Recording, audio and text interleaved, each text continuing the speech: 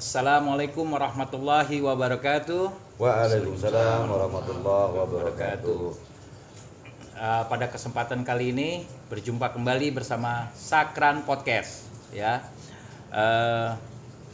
berkenan pada podcast malam hari ini kita menghadirkan masih dengan narasumber kita, yaitu guru kita Al Habib Ali Zainal Abidin bin Hamid Al Idrus. Selamat malam Bu ya. Selamat malam. Alhamdulillah sehat. Alhamdulillah. Ya. Iya Bu ya. Ya, sebagaimana kita ketahui beliau ada menjadi narasumber kita pada malam hari ini yang mengetemakan atau kita mereview sejarah yang terjadi pada negara kita, yaitu di bulan September ini bertepatan dengan gerakan G30S PKI. Nah, jadi mengenai dengan tema kita pada malam hari ini, maka kita akan sedikit mereview ya. Mungkin juga nanti guru kita akan memberikan kita semacam apa yang beliau pernah mengalami pada masa-masa, bagaimana beliau juga mempelajari sejarah tentang bangsa kita ya. Untuk itu mari kita langsung saja kita tanya kepada guru kita. Ini Bu ya. Pada bulan September ini bangsa kita itu tentunya mengalami salah satu peristiwa tragedi yang tentunya sejarah kelam bangsa kita.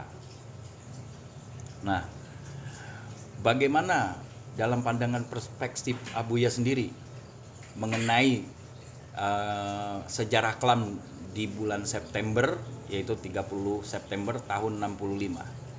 Itu seperti apa Bu ya, kalau pandangan perspektif Abuya sendiri? Bismillahirrahmanirrahim. Assalamualaikum warahmatullahi wabarakatuh. Waalaikumsalam warahmatullahi wabarakatuh. Alhamdulillah, semoga semua sehat. Amin, amin, amin, amin. Semoga manfaat. Amin. Dan dengan adanya podcast ini kita semuanya bisa mengambil pelajaran. Ya, insyaallah amin. G30 SPKI adalah salah satu peristiwa yang sangat memilukan.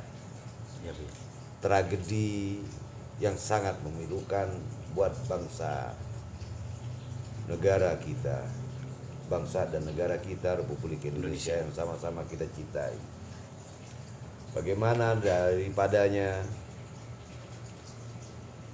jenderal-jenderal tersebut sebagai barisan terdepan untuk menyelamatkan, menjaga kedaulatan NKRI. Iya, betul. Betul, Bu. Mereka dihabisin oleh para komunis yang pada waktu itu sangat memilukan sekali. Dan itu terjadi 30 September dini hari. Itu jenderal-jenderal, salah satunya di situ ada Aha Nasution, Abdul Haris Nasution. Tapi Abdul Haris Nasution masih Allah melindungi, masih diberikan keselamatan, cuman memang kaki yang tertembak. Iya, betul. Di situ ada Ahmad Yani, ada juga DI Panjaitan, Ya. ada S. Parman, ada MT Haryono. MT Haryono dan yang lain-lainnya. Artinya di negara kita itu ada beberapa partai memang pada waktu itu. Jadi berkenan dengan politik juga Ya, ini tentunya. politik juga. Politik tentunya. juga ya. Ada politik juga. Akan tetapi kita tidak usah menyikapin politik masa lalu yang pernah terjadi. Betul. Paling tidak kita ambil pelajarannya. Bagaimana kekejian orang-orang tersebut yang melakukan pembunuhan, pembantaian yang sangat keji, yang sangat memilukan. Dulu kita masih kecil, sering diajak oleh sekolah, oleh kepala sekolah, oleh guru-guru kelas kita, Iya, betul. dibawa untuk nonton bareng ke gedung biskup. Ya, atau kita di TVRI Iya, juga biasanya itu ada itu. nonton biskup tuh, Iya. dibawa tuh kita. Untuk apa mereka itu pelajarannya? untuk biar kita itu tahu bagaimana kita itu negara kita yang salah satu terjadi di negara kita. Tidak ada lain, bukan berarti anak kecil kalau sudah diajarin politik, bukan begitu. Bukan. Artinya mereka biar tahu betapa pilunya yang pernah kita terjadi. Maka memang dalam bernegara, berbangsa, setiap perjuangan memang menuntut pengorbanan. Iya, betul. Negara yang besar, semakin besar negaranya, semakin ujiannya tambah berat. Iya, itu pasti. Tentunya paham-paham komunis yang dibawa dari RRT Soviet masuk ke Indonesia. Sebelumnya itu ada musuh Oh, itu 1948 ya, 48. itu di daerah Blitar Ya, Selatan. Muso Amir. Musuh itu adalah salah satu anaknya daripada orang daerah setempat. Nah, Musuh ini, jadi Musuh adalah anak ya orang pribumi lah, intinya warga negara kita. Ya. Begitu juga dengan DN Aidit. DN Aidit juga sama. Aidit itu bukan berarti marga habaib, tapi itu Aidit T bukan dal, bukan D. D ya. Ya, Aidit. DN Aidit itu Dipo Dipa Nusantara Aidit ya. Betul. Aidit. Nah, itu ada riwayat yang mengatakan, kisah yang mengatakan DN Aidit ini diasuh oleh salah satu habaib, yaitu Habib Ja'far Nuh Aidit marganya. Oh, Itu di seperti itu Bu ya. Palembang. Itu di Palembang. Jadi dari kecil itu ngikut samanya. Oh, itu anaknya Habib Aidit yang di tempatnya Habib Aidit. Begitu. Jadi mungkin diambil dari situ mungkin Bu ya. Betul. Bukan berarti Aidit itu adalah marga Aidit yang dinisbatkan kepada habaib. Nah, itu yang perlu digarisbawain. Nah, kembali lagi kepada pembantaian. Pembantaian itu sangat keji sekali, sangat luar biasa. Kekejian dan itu menyisahkan dan tidak bisa hilang begitu saja, lebih-lebih kepada para keluarga korban. Korban-korban Ya, mereka. sampai sekarang mereka para jenderal. trauma. Pengisi yang di depan, yang pengisi tonggak yang di depan ini, di sok-sok terdepan untuk menyelamatkan kedaulatan Republik Indonesia betul. dari bahaya laten Ya, laten komunis. Oh, seperti Seperti itu, Bu. itu.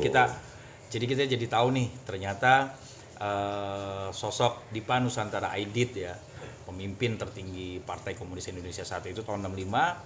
Beliau itu namanya Aidit. Jadi bukan pakai Aidit ya. Jadi sudah ada. Jadi kita jadi tahu ternyata beliau bukan salah satu dari pada bagian atau marga habaib. Nah, lalu bagaimana dengan ada polemik juga mengatakan Muso ini juga Al-Munawar gitu Bu ya. Ya, Nah, itu gimana dia. itu? Tadi kan sudah saya sampaikan bahwasanya Musuh itu adalah anak salah satu orang tokoh yang ada di daerah Blitar sana. Oh, Jadi bukan, itu nggak tepat itu. Oh, jadi Datanya tidak tepat. tidak valid ya. Ya. Tidak Tapi kita ya mengonfirmasi tidak begitu. perlu untuk membawa-bawa ke ranah memaksakan untuk kita tidak perlu. Iya Bu ya. Nah, sedikit mengenai itu. Nah, tentunya Buya mengalami masa-masa mempelajari sejarah itu dalam arti dari pendidikan SD sampai mungkin Buya mengetahui lah. Nah, bagaimana dari perspektif pada waktu itu kan seperti ya Buya tadi bilang ada berbagai politik ya, termasuk juga bagaimana peranan umat Islam khususnya yang pada waktu itu mempunyai partai banyak lah ya kan Islam waktu pada tahun 65 itu. Nah, dari sisinya bagaimana Islam memandang hal ini? Nah, sebagai tentunya Abuya sebagai seorang ulama, tentunya Abuya punya pendapat mengenai apa yang Abuya pelajari dari sejarah pada kejadian di tahun itu. Indonesia itu merdeka tahun 1945. 45. Belum lagi ada agresi Jepang. Agresi militer Jepang itu sampai 48. Iya. Nah, carut marutnya keadaan habis perjuangan perang 350 tahun yang dijajah oleh Belanda. Setelah itu 45 kita merdeka, kita proklamasi, memproklamirkan bahwasanya Republik Indonesia merdeka. Yaitu Bapak kemerdekaan, Bapak proklamasi, yaitu Bapak Soekarno dan Muhammad Hatta. Betul. Ini adalah satu proses. Nah, kalau keadaannya kayak pada waktu itu, betapa sadisnya tahun 65 diberikan kejadian yang semacam itu. Banyak juga tokoh-tokoh agama, para kiai, Iya. para habaib yang dihabisin oleh mereka. Oh ya, jadi di versi rakyat-rakyat gitu kayak ya? kejadian di daerah sana dari Jawa Timur, di Ngawi itu semuanya pabrik, terutama pabrik tebu, pabrik gula. Oh iya. Pabrik gula itu kayak lautan darah itu jadi lautan. Karena saking banyak saking banyaknya pembantaiannya. pembantaian pada Iya. waktu itu semuanya sudah politik adu domba, divide et impera. Iya. Jadi itu adu domba di antara mereka, sehingga mereka satu mengadu domba satunya, itu terjadi semuanya. Bahkan tokoh-tokoh agama banyak, kita mau ngaji, ini kisah para guru-guru mau ngaji itu main sembunyi-sembunyi, itu didatengin, dicoret merah sama mereka, dibawain palu arit untuk membunuh, simbol jadikan mereka. Jadi sadis luar biasa, sehingga kesadisan itu terjadilah di 65. Nah, kurun waktu 45 menuju ke 65 ini kan 20 tahun. Untuk bangkit dari kemerdekaan, mengisi bagaimana menguatkan akidah politik, Iya, iya. kenegaraan, betul. itu kan butuh proses. Butuh proses. Identitas bangsa soalnya. Butuh proses. Nah, ini mau masuk paham komunis, Komunis. paham liberal agama. sekuler, yang demokrasi, itu semua membutuhkan pembelajaran. Nah, bagaimana caranya untuk bisa mengambil? Nah, salah satunya begitu, untuk memenangkan partainya. Iya. Di dalam legislatifnya, di parlemen. Sehingga dulu ada undang-undang sementara. Oh iya. MPRS. Itu ada semua, Majelis Pemusyawaratan Rakyat sementara. Karena pada waktu itu kita dipimpin Iya. oleh istilah ideologi demokrasi terpimpin. Demokrasi terpimpin. Jadi mereka ini, negara kita ini memang betul-betul yang Belajar sangat luar politik, biasa. ya. Baru mau belajar, ibaratnya udah ada kejadian seperti itu. Miris, makanya waktu itu adalah surat perintah 11 Maret yang disingkat dengan Super Semar. Jadilah tertunjuklah Pak Harto untuk mengambil alih, yang pada waktu itu Pak Harto sebagai komandan Kostrad. Jadi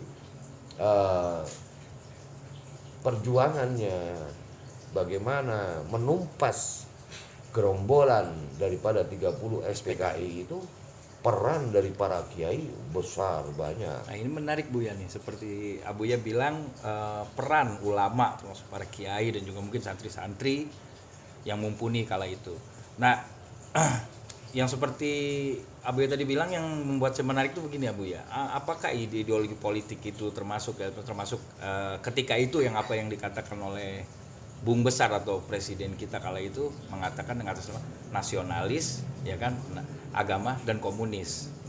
Nah, ini apa termasuk pembelajaran untuk membangun sebuah bangsa ketika sebuah ideologi itu, Abuya?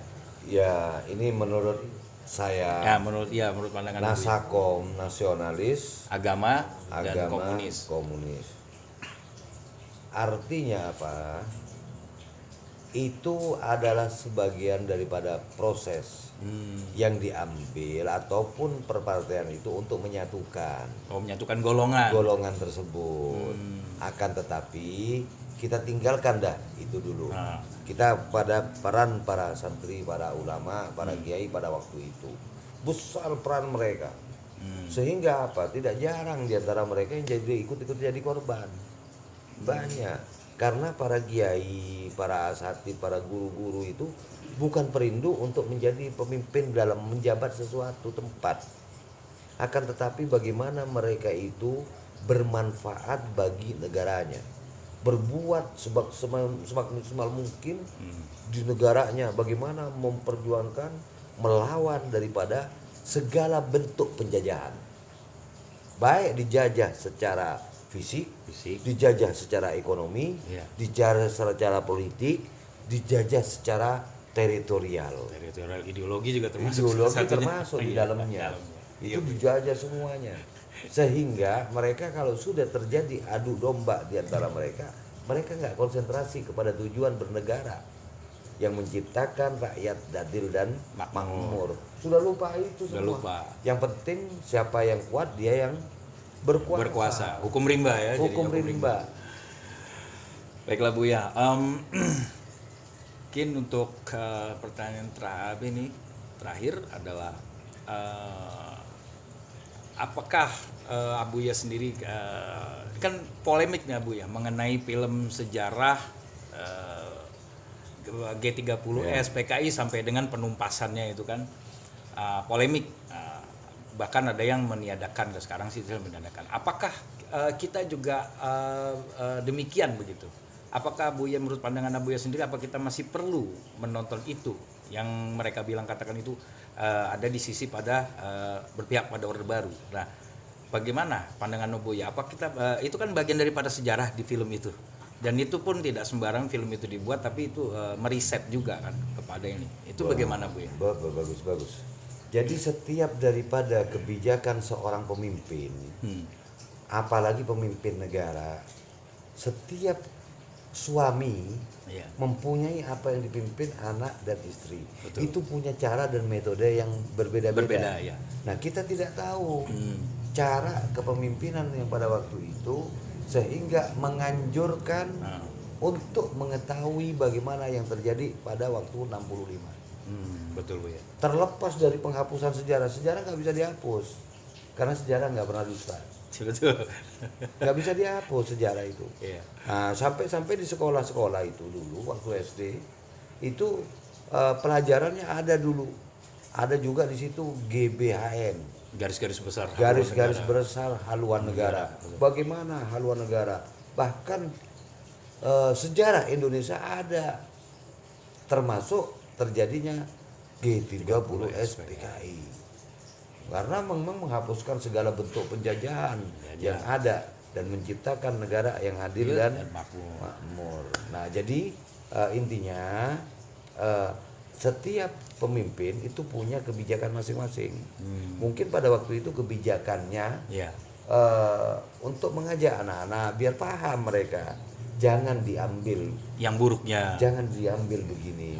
Dan itu yang terjadi, sejarah. Apapun dibuatnya atau ditipu-tipunya ataupun apapun namanya, itu sejarah kematian dari para jenderal. Dan untuk meningkatkan hubbul waton ini, cinta kepada negara ini. Luar karena biasa, hubbul waton minal iman. Cinta kepada negara adalah sebagian daripada iman, maka dijaga.